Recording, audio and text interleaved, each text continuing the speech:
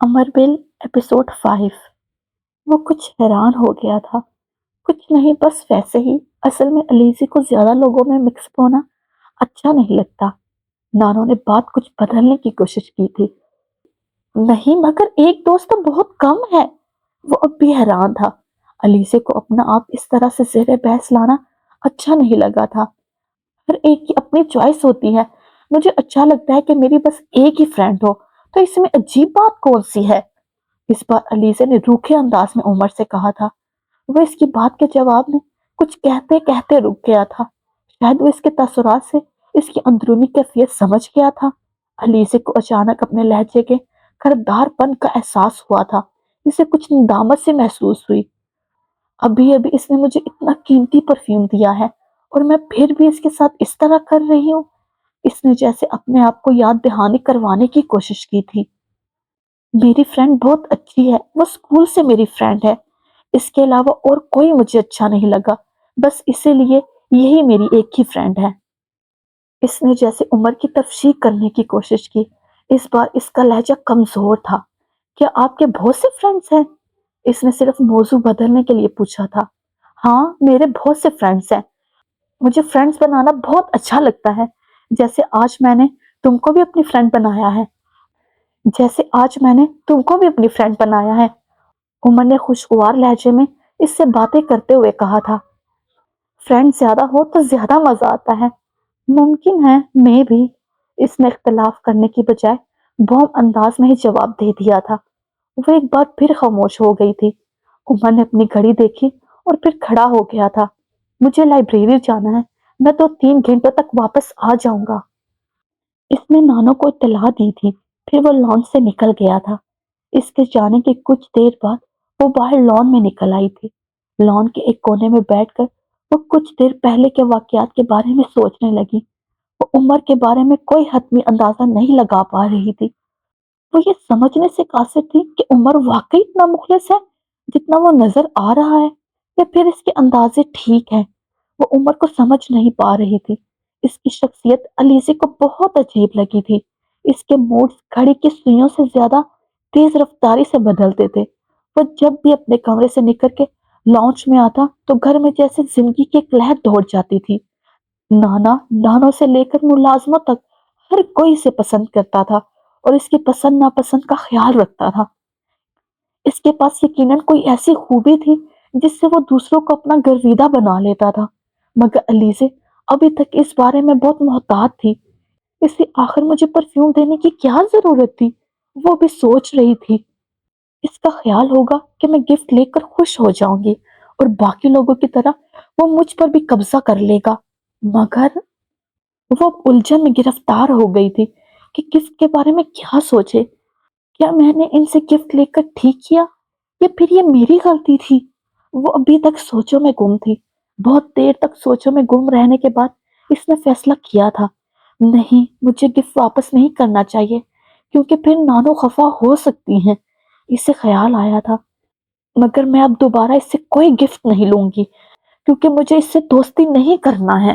اس نے بالآخر طے کر لیا۔ چند دنوں بعد جب عمر نے اسے ایک اور پرفیوم دیا تو وہ انکار نہ کر سکی، اور پھر یہ ایک روٹین بن گئی تھی۔ وہ جب بھی گھر سے باہر کسی کام کے لیے جاتا، اس کے لیے کچھ نہ کچھ لاتا رہتا۔ بعض دفعہ یہ بڑی معمولی چیز ہوتی تھی، مثلا آئس کریم کا ایک کپ، ایک بھٹا، چیونگم کا ایک پیکٹ، کبھی لیٹر پیڈ، کبھی ناول۔ وہ ہر بار یہ طے کرتی کہ اگلی بار اس سے کچھ نہیں لے گی، مگر اگلی بار خاموشی سے اس کا گفٹ لے لیتی۔ وہ اسے ہر چیز گفٹ کہہ کر ہی دیتا تھا۔ میں قسم کھا کر کہتا ہوں، ایسا گفٹ تمہیں پہلے کبھی کسی نے نہیں دیا ہوگا، بلکہ تمہیں کیا کسی نے بھی کسی کو نہیں دیا ہوگا۔ وہ باہر سے آنے پر کہتا اور وہ متجسس ہو جاتی، اور یہ گفٹ ہے ایک عدد بھٹا، اور وہ کاغذ میں لپٹا ہوا ایک عدد بھٹا اس کی طرف بڑھا دیتا۔ الیسے، آج میں تمہارے لیے دنیا کی سب سے خاص چیز لے کر آیا ہوں، اور یہ چیز بہت ہی خاص لوگوں کو دی جاتی ہے۔ اگلی بار اس کے الفاظ کچھ اور ہوتے۔ الیزا ایک بار پھر دلچسپی لینے پر مجبور ہو جاتی، اور وہ اپنی جیب میں ہاتھ ڈالتا اور ایک کٹ کیٹ پیکٹ اسے تھما دیتا۔ آج میں تمہیں دنیا کی سب سے خطرناک اور پراثر چیز دوں گا۔ علیزے ایک بار پھر اندازے لگانے میں مصروف ہو جاتی۔ 25-30 روپے کا ایک بال پوائنٹ اسے مسکراہٹ کے سامنے پیش کر دیتا۔ اس بار میں تمہیں ایک ایسا گفٹ دوں گا جو تمہیں تمام عمر تمہارے ساتھ رہے گا اور تم ساری عمر اس کو استعمال کرتی رہو گی۔ علیزے پھر بوجھنے میں ناکام رہی اور اس کے سامنے ایک کتاب پیش کر دی جاتی۔ اس بار میرا گفٹ سب سے نادر ہے، یہ تمہیں فٹ اور سمارٹ رکھے گا اور تمہیں کبھی بھی ڈائٹنگ کرنا نہیں پڑے گی۔ چوئنگم کا ایک پیکٹ اس کے سامنے رکھ کر فرماتا، بس تم ہر بار بھوک لگنے پر اسے منہ میں ڈال لینا۔ وہ مزے سے کہہ کر چلا جاتا۔ بعض دفعہ اسے ہنسی آ جاتی، بعض دفعہ وہ الجھ جاتی، بعض دفعہ اسے غصہ آتا اور بعض دفعہ وہ عمر کے بارے میں سوچ میں پڑ جاتی۔ اس دن وہ مارکیٹ سے واپسی پر اپنے ساتھ کچھ پلانٹس لے کر آیا تھا۔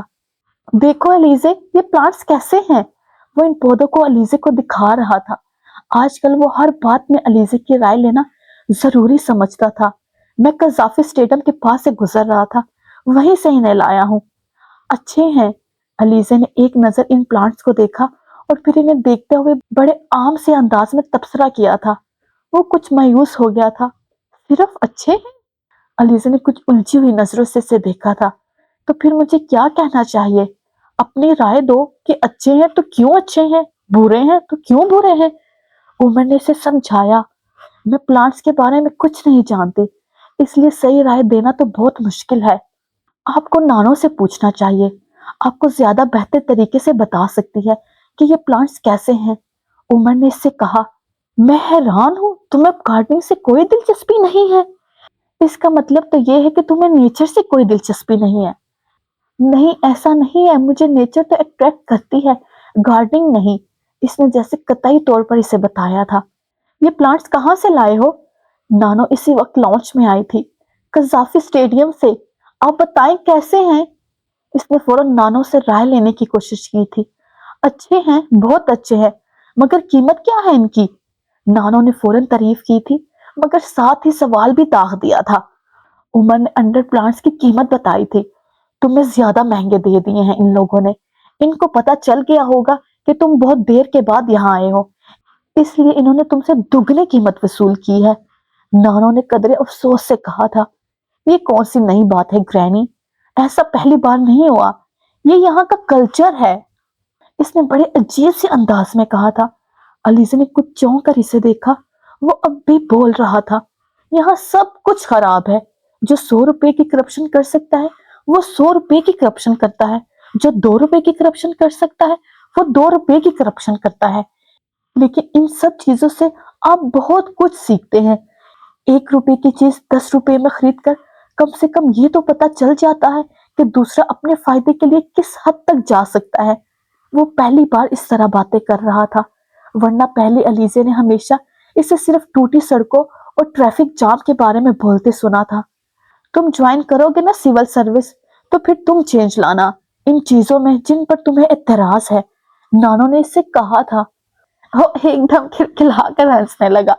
آپ بھی بہت عجیب باتیں کرتی ہیں گرینی، آپ کا کیا خیال ہے کہ میں سول سروس یہ سب ٹھیک کرنے کے لیے جوائن کر رہا ہوں؟ مجھے سوشل ورکر کا کوئی شوق نہیں ہے، اور ویسے بھی ایک آدمی کوئی تبدیلی نہیں لا سکتا، میں بدلنا چاہوں بھی تو نہیں بدل سکتا۔ یہاں ہر چیز اتنی پھپھوند زدہ ہے کہ جب تک اگر آپ ایک چیز ٹھیک کریں گے تو پہلی والی اسی حالت میں آ جاتی ہے۔ ویسے گرینی، آپ نے کبھی اپنے بیٹے کو کیوں نہیں کہا؟ آپ کے تو سارے بیٹے سول سروس میں ہیں۔ میری جنریشن کے لیے ریفارم کرنا خاصا مشکل کام ہے، مگر مجھ سے پہلے کی جنریشن یہ کام آسانی سے کر سکتی تھی، تب لوگ اتنے بگڑے ہوئے نہیں تھے، انہیں کنٹرول کرنا بہت آسان تھا۔ وہ سنجیدہ ہو گیا تھا۔ جب تمہارے پاپا اور انکلز نے سول سروس جوائن کی تھی تو میں نے انہیں بھی بہت سی نصیحتیں کی تھی، صرف میں نے نہیں بلکہ تمہارے دادا نے بھی۔ میں آج تک حیران ہوں کہ وہ چاروں ان ساری نصیحتوں کو کیسے بھول گئے۔ مجھے نہیں پتا ان چاروں کو زندگی میں کیا چاہیے تھا، میں نے اور ماز نے انہیں دنیا کی ہر چیز دی تھی، ہمارے پاس وہ سب کچھ تھا جو ایک خوشحال زندگی گزارنے کے لیے کافی تھا۔ میرا خیال تھا ان چاروں کو ان چیزوں کے پیچھے بھاگنے کی ضرورت نہیں ہے، مگر میرا خیال غلط تھا۔ ان چاروں کو اپنی زندگی میں ہر چیز ایک کی تعداد میں نہیں बल्कि दर्जनों की तादाद में चाहिए थी। जब जहन में ये सब कुछ हो तो नसीहत उलट असर करती है। इनके साथ भी यही हुआ है। मैंने इन्हें जितना समझाने की कोशिश की, वो उमर ने इनकी बात सुनते सुनते बात काटी। इनसे एक बात तो साबित हो जाती है कि ग्रैनी, आपकी बातों में असर नहीं था, या फिर शायद आपके समझाने का तरीका गलत था। वजह जो भी हो, बहरहाल अब तो सब कुछ जैसा हो रहा है होने दे। चीजों को अब बदलना नामुमकिन है, और नामुमकिन काम करने के लिए जिन लोगों की जरूरत होती है, वैसे लोग हमारी कौम में नहीं है। मैं तो फौरन सर्विस ज्वाइन करने के बाद डैडी की तरह ऐश करना चाहता हूँ, वैसी जिंदगी गुजारना चाहता हूँ जैसे वो गुजार रहे हैं।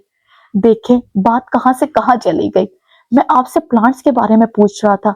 इसने बात का मौजू बदल दिया था।